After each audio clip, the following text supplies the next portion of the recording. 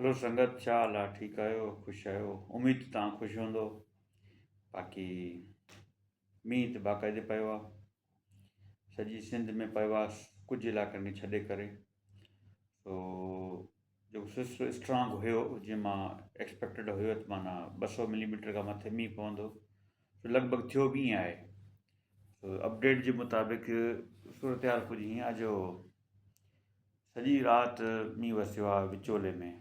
माना कल्ह राति खां शुरू थियो उत्तर में, जेकबाद, कशमोर, शिकारपुर बाक़ाइदे वसियो आहे, सखर हुजे, रोड़ी, गोटकी, ॾेरकी, लाड़काणो, शिकारपुर ऐं ॿिया उत्तर जा इलाइक़ा, शिदादकोट, कंबर, नसीराबाद, हर जाइ ते मींहुं पियो आहे बाक़ाइदे।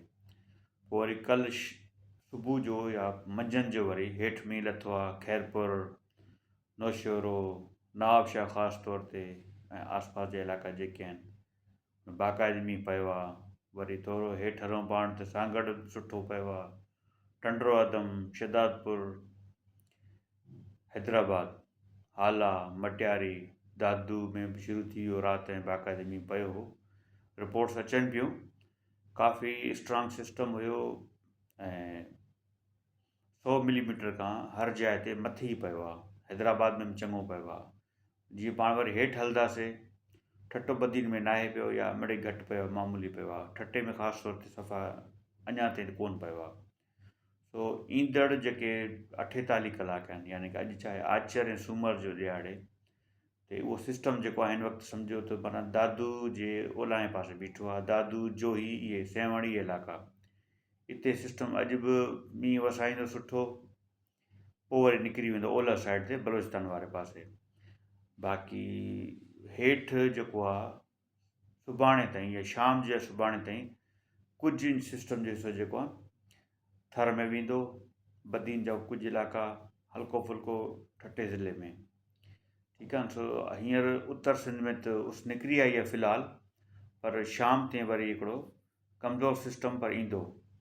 ख़ासि तौर ते जेके सखर, घोटकी, खैरपुर जे ओभर इलाइक़ा आहिनि, माना थर वारा, थी सघे थो घोटकी, ॾेरकी ताईं बि कुझु मींहुं ईंदो। ऐं वरी सुभाणे शाम जो अछड़े थर में ख़ासि तौर ते, अछड़े थर जो मतिलबु आहे त माना खैरपुर ज़िले जो उभरंदो हिसो, इंडिया जी बॉर्डर सां लॻ जेको आहे, उतां खां शुरू वेंदे हेठि उमरकोट ताईं, इहा सॼी जेका अछड़े पटे जी लाइन आहे, अछड़े थर जी लाइन आहे उमरकोट ताईं, यानी नारे केनाल खां बि ओभर तरफ़, उते अञा हिकिड़ो बाक़ाइदे सिस्टम ईंदो ऐं तमामु सुठो मींहुं पवंदो बाक़ाइदे, ईअं खणी चओ। बाक़ी सिंध, उत्तर सिंध मजबूरी तौर ते हीअं सम्झो साफ़ थी वई आहे, थोरो घणो मींहुं वसंदो, एतिरो घणो कोन थो पए पियो। रही ॻाल्हि जेको विचोले में असल में मींहुं स्टक थी वियो आहे, हींअर बि शायदि वसे थो पियो, त जेके नवाबशाह जा इलाइक़ा आहिनि, बांदी, दौड़ वग़ैरह, इन्हनि में अञा बि मींहुं पवंदो, बाक़ाइदे पवंदो। हिन वक़्त ताईं जी अपडेट मुताबिक़, थी सघे थो चेंज बि थिए, पर घणे भाङे सिस्टम उत्तर क्लियर करे वियो आहे। विचोले में अञा वसंदो, दादू वारी साइड ते अञा वसंदो बाक़ाइदे, थर में वेंदो मींहुं शाम ताईं या सुबुह ताईं, अछड़े थर में तमामु वॾो मींहुं पवंदो, पोइ सुभाणे ताईं सिस्टम निकिरी वेंदो। उनखां पोइ 8, 9, 10 तारीख़ ते हिते माना हल्का फुल्का सिस्टम आहिनि कि स्ट्रांग, एॾा ताक़त वारा कोन्हनि। सो मेन जेको मींहुं हुयो उहो सम्झो वसी चुको आहे। सिंध जे 80% इलाइक़े में 100 मिलीमीटर खां मथे पियो आहे। जीअं जीअं रिपोर्टूं अचनि थियूं 150 ताईं वियो आहे, अॼु बि वसंदो। कहिड़नि इलाइक़नि में वसंदो अॼु? दादू जे इलाइक़नि में। सो दादू ज़िले जे ॾखिणा हिसा जेके आहिनि, सेवण, दादू ख़ुदि, बान सईदाबाद, बूबक, जोही ऐं खीरथर वारा पासा, थी सघे थो ककड़ या केन शहर ताईं पए। इन सां इन इलाइक़नि सां लॻ जेके उभरंदो इलाइक़ो आहे, यानी कि नौशहरो, नवाबशाह, मोरो, सकरण, हिते बि सुठो पवंदो। अञा थोरो ओभर हलूं त पटीदन, दौड़, बांदी, हिते पवंदो, शिदादपुर ताईं वसंदो।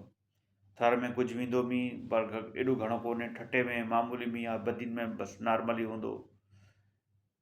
ऐं जेका प्रिडिक्शन चई मां तव्हांखे 3 ॾींहंनि जी, अछड़े थर जे हवाले सां, सिंध जा बिल्कुलु उभरंदा हिसा, उमरकोट ऐं घोटकी जे विच में जेको उभरंदो टुकड़ो आहे, जेको अछड़ो थर चइबो आहे, उते तमामु वॾो मींहुं पवंदो। थर में त पए सुठी ॻाल्हि आहे, अछड़े थर में हूअं ई मींहुं घटि पवंदो आहे।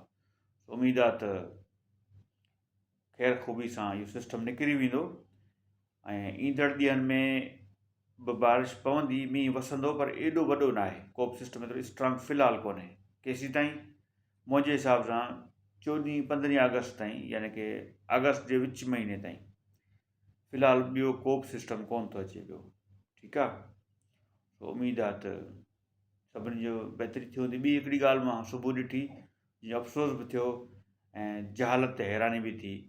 माना हेॾो मींहुं वसे थो पियो सॼी सिंध में 100 मिलीमीटर खां मथे 24 कलाक जे अंदरि, त रोडी केनाल खे हिननि बेवकूफ़ ऐं जाइलनि मुंहिंजो को वकिरो प्रॉपर घटाईंदा। कल्ह बि 12,000 केसिस हले पियो। तव्हां हुनखे जेकॾहिं हेठि ज़रूरत आहे बदीन वारे पासे माना जेके हैदराबाद ज़िले जा कुझु इलाइक़ा हाला थी वियो, टंडो आदम थी वियो, या बदीन जा उभरंदा हिसा जिते पीच आहे, टंडो लेयर ख़ासि तौर ते, उते मींहुं नाहे पियो त बाबा तव्हां फिलो उन हिसाब सां रखो 5,000-6,000 केसिस। हाणे माना हेॾो सारो घारो पियो आहे, इहो ज़रा हर शइ आली लॻी पिया, मींहुं वॻे लॻे किथां भरींदा। इन में त मां 4-5 ॾींहं त विया आहिनि घारे जा। इरीगेशन वारा करप्ट त आहिनि ई आहिनि, पर जाहिल बि आहिनि। ख़बर कोन्हे त सिस्टम कीअं हलाइबो आहे। माना रोडी केनाल जी मूंखे त लॻे थो हथ सां घारो हाणे त माल ठाहींदा। करप्शन, नाअहली, बेईमानी ऐं जहालत जो मुज़ाहिरो इरीगेशन तरफ़ां। बहरहाल, होप फॉर द बेस्ट, उमेदु आहे बहितरी थींदी। हिन वक़्त ताईं बि नुक़सानु कुझु थियो आहे, पर मजबूरी तौर ते मींहुं सुठो रहियो आहे ऐं फ़ाइदो ई थींदो। भई हिकिड़ी आख़िर में तव्हांखे हिकिड़ी गुज़ारिश आहे, मींहुं वसियो आहे, पाणी मौजूदु आहे, ॿिज तव्हांखे मिली वेंदा, वणु पोखियो, ज़रूरु वणु पोखियो, हिकिड़ो वणु त पोखियो पंहिंजे हिसे जो।